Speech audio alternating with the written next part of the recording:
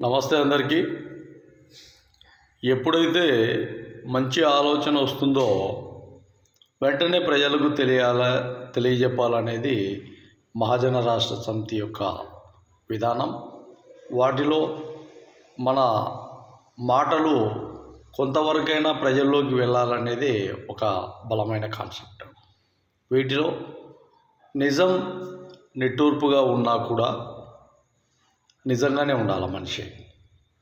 అప్పుడు ఆ నిజంగా ఉంటే నీతి బలంగా వ్యాప్తి చెందుతుంది.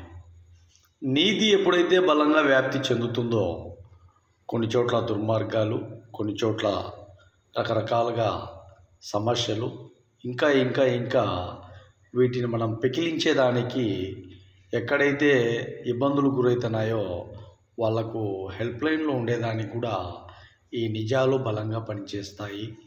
ఈ నీతి బలంగా ఉంటుందనేది కూడా తెలియజేస్తాము.